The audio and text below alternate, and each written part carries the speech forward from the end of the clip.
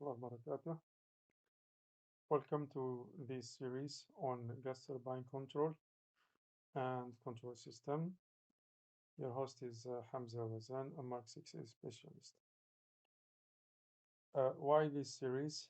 It is to big to get sorry to get in the big picture. Uh, Starting with gas turbines and then gas turbine instrumentation. We'll move then to gas turbine control and another one or another video we'll talk about gas turbine control system. With gas turbines, you get to know the technologies. With the instrumentation, we'll move through indicators, then indicators, whether be it local indicators or let's say remote ones on the HMI. Okay, and the second level will be the instrument used for control purposes, let's say control, and the other one is for safety loops or control loops and then safety loops. Okay, when we talk about control, we'll mainly talk about the startup sequence and shutdown sequences. Okay, and we will describe and explain control loops, allowing the turbine to start or to shut down. And when talking about the control system, we'll cover things like the network topology, in which we'll explain the components and the if you wanted the data flow or the data flow through those components. Okay, this is one. Two, we'll cover or give an overview about the tools used for either sequencing or let's say will be HMI views or HMI screens. Yes, screens.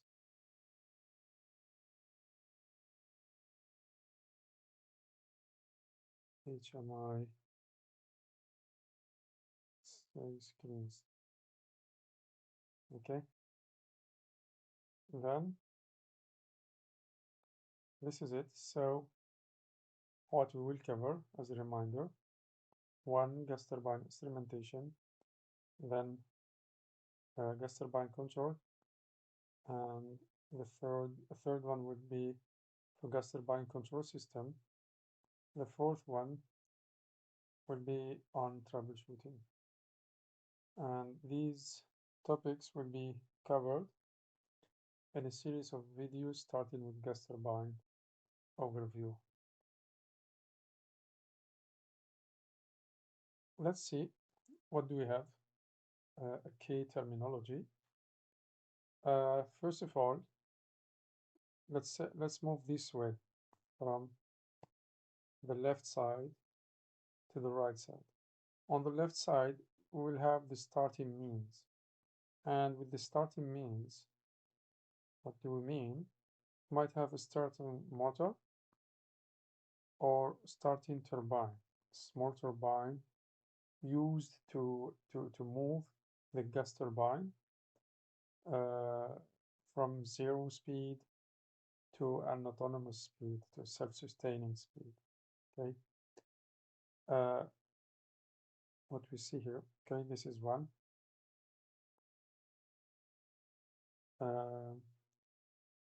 And the gas turbine, as it's described, it is compound of an axial compressor, this one, see the entry, which compresses the air coming in, and that compressed air is fed into a combustion chamber. It is mixed over here with the gas, or the fuel gas or the liquid fuel if you want, okay, either ones, and it is ignited using a spark plug. Okay, let me bring the red one. Spark plug. Let's say have an igniter here. The burned gases, the hot gases, will then expand into the what we call high pressure turbine wheels. Okay, and if it is a single shaft gas turbine, this is all we will have. The hot gases will then rotate the HP turbine, okay, and then gets to the exhaust. If this is a single shaft, and what we call a single shaft is this one, holding both the axial compressor and the turbine wheels. Okay. If it is a double shaft gas turbine, we will find another component. In general, with General Electric, we'll find what we call second stage variable nozzle. And that second stage variable nozzle is first open and then starts to close when, let's say, when load demand increases, okay, from minimum to maximum. This is load demand, and this is second stage variable nozzle, if you want, angle. Okay, I will see that with time in upcoming videos. Okay, so when at maximum opening, the load is minimum. At minimum opening of the second stage variable nozzle, load is at its maximum. Okay,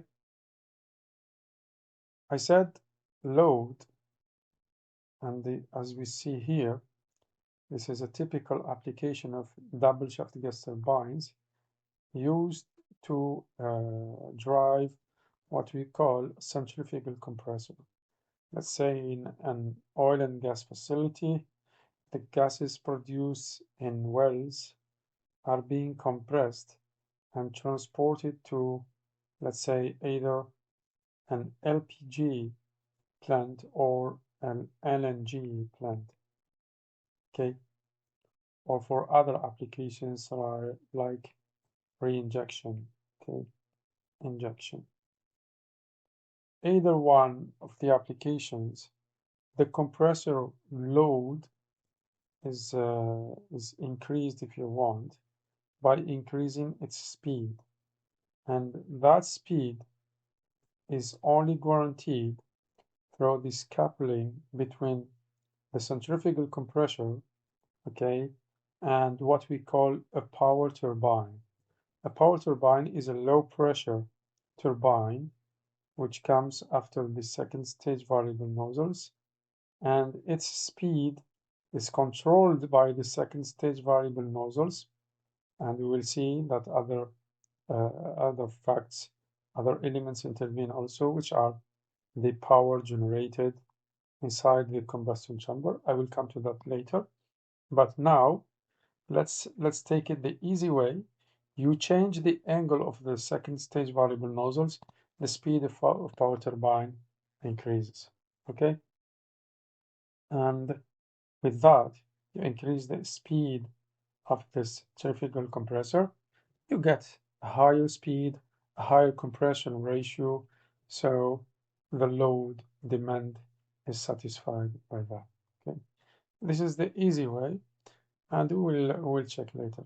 So in summary, what we see here, you see that there is a fuel. I will use another color. Sorry.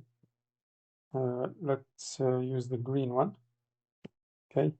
So what we do have fuel over here and air coming from the atmosphere. Okay. What remains? It's another very important component, and it doesn't appear over here, is the lube oil. Okay, the oil if you want. Let's say lube oil, which is used to lubricate elements like gearboxes, bearings, and bearings over here, the second shaft and the second gearbox. And it might also be used to lubricate the centrifugal compressor bearings also.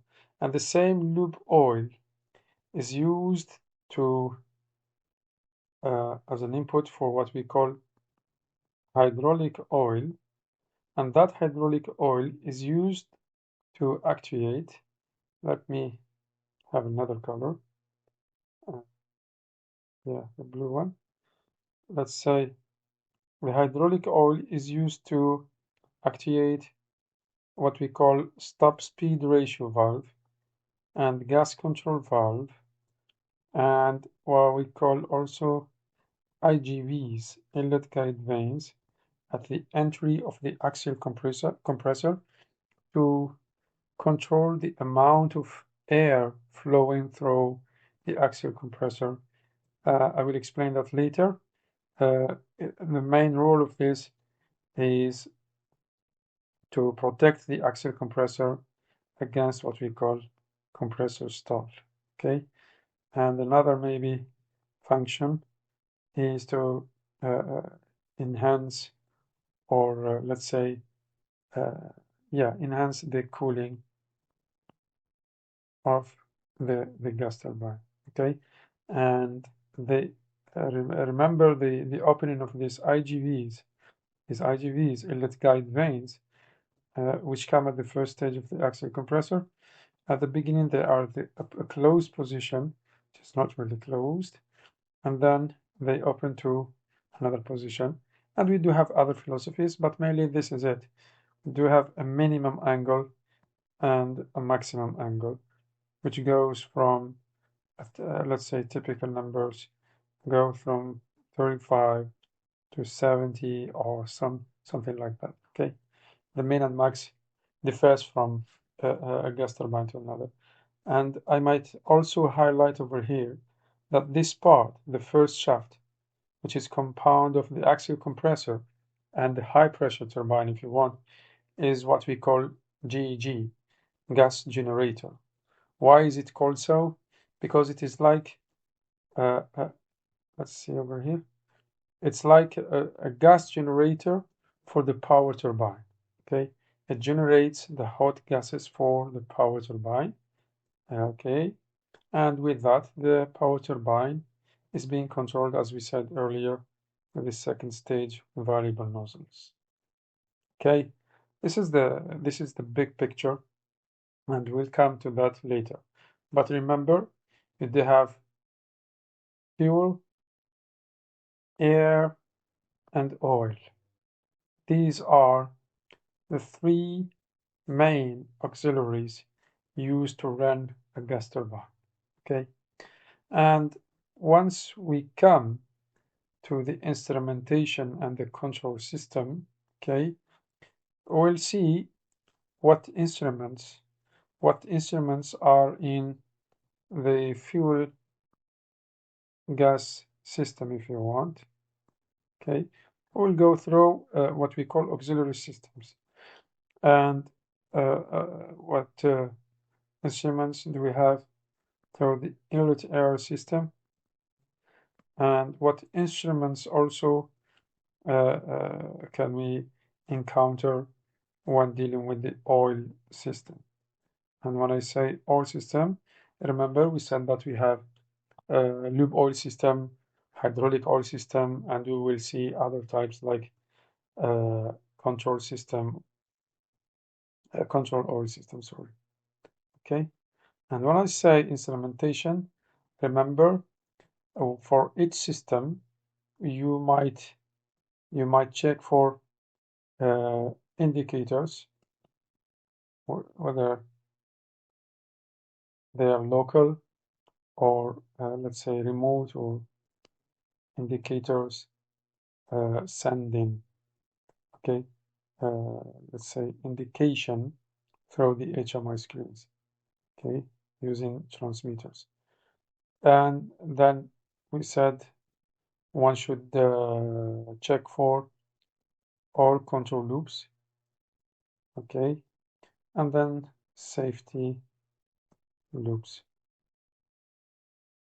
used to trip, to shut down the gas turbine and in an emergency status, okay. EST. And in general for this is used by safety loops. Safety loops are the safety functions, if you want, realize safety security function realized by safety systems, sorry. Okay, this is one. And the control loops are realized by the control system.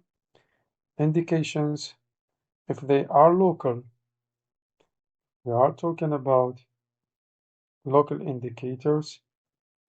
They will be local indicators at the level of your gas turbine, and other indicators, they will come to this system HMI.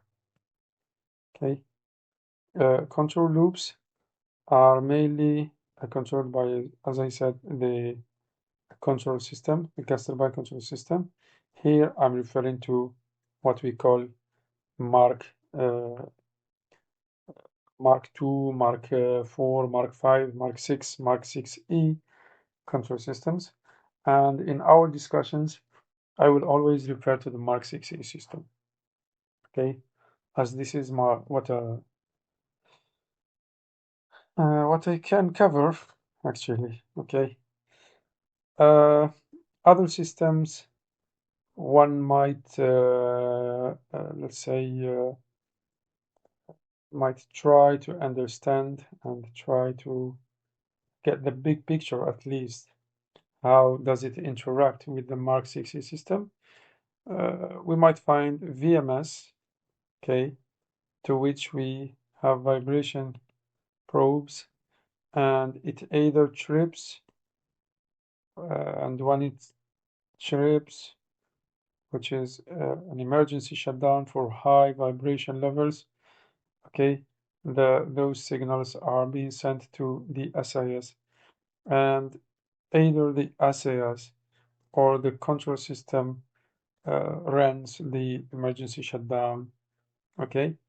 And for some signals prior to the trip, the vibration monitoring system, like Bentley, Nevada, for example, we do have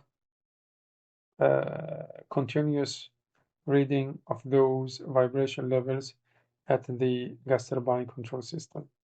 Okay, it's either vibration levels or alarms. And we do have a DCS, distributed control system, which controls what we call the BOP, balance of plant. And the balance of plant covers all utilities and let's say other processes other than the gas turbine package, okay, other than the gas turbine package. But because remember, at your plant you don't only have a gas turbine, you do have other let's say processes running around, and they are being controlled by the DCS. And the DCS can either have data read from the control system, or let's say control signals like start, stop from DCS, or permissives, which means the DCS tells the gas turbine control system that it's okay to run. Okay, it's a cumulative permissive. Other systems like fire and gas system, okay, which is mainly works through gas detectors or fire detectors, okay, and the system itself, let's say, executes a command of CO2 discharge in general, CO2 discharge, either extended or quick one. And at the same time, if the fire and gas system, let's say, detects a fire or a gas, it also, let's say, connects or sends signals to the SAS to exist or to, sorry, to execute a trip, okay, to run a trip, an emergency shutdown, and it also informs the gas turbine control of the situation, okay? The last thing is what we call the electrical part. It's either motor control center, because remember for when I said lube oil, hydraulic oil, and even either the cooling system and many other auxiliary system come with motor pumps or motor fans, okay? And for that we do have what we call a motor control center. And or next to a direct current panel, which is used to run DC motors, run and let's say monitor same time. Okay, to go through let's say learning, one should go or should use, sorry, a series of documents, mainly the ones in yellow, as you see, PIDs, piping and instrumentation diagrams, okay? And for control, this is for instrumentation. For control, one should mainly use what we call functional description. Functional description, remember what I said, this covers the startup, shutdown, and the trip sequences, okay, in detail. This is one of the main documents one might use to learn about gas turbine control. And once we get to control system, the main document is network topology. Okay, if you only let's say stick to these three documents, PID, functional description, and network topology, you will learn a lot. But as you can note here, let me bring the green. Yeah, as you can note, the for instrumentation, one might use what we call field instrument list, which is a list that covers some details about individual instruments, and instrument loop diagrams, which are documents showing the wiring of your transmitters from the field to the control panel. Okay, this is the field, and here is the control panel. Okay. And the last thing, which is optional, is to use what we call hookup drawing. Hookup drawing are used to get details on what accessories should be used to mount or to mount or to install individual instruments, okay, at particular locations. And another very important, and let's say we use it as a second document for control, is what we call control system settings specification. And in let's say in practice, this is what we call control spec, okay? And it covers the control loops, and the constants, let's say, okay, and some procedures for a particular gas turbine in a particular site, okay? This is the document that explains the control philosophy, okay? It's similar to control narratives for let's say treatment facilities, okay? Again, when we come to the control system, one should use, again, start with ILDs, sorry, instrument loop diagrams, remember. We use them also for instrumentation over here. And software tools and the F1, the help, okay, of the software tools, and the documents, software and hardware documents, okay. Look over here with the brown color. This shows that once you go from instrumentation to control system, okay, you can go back and forth from one topic to another to get a solid understanding of the subject.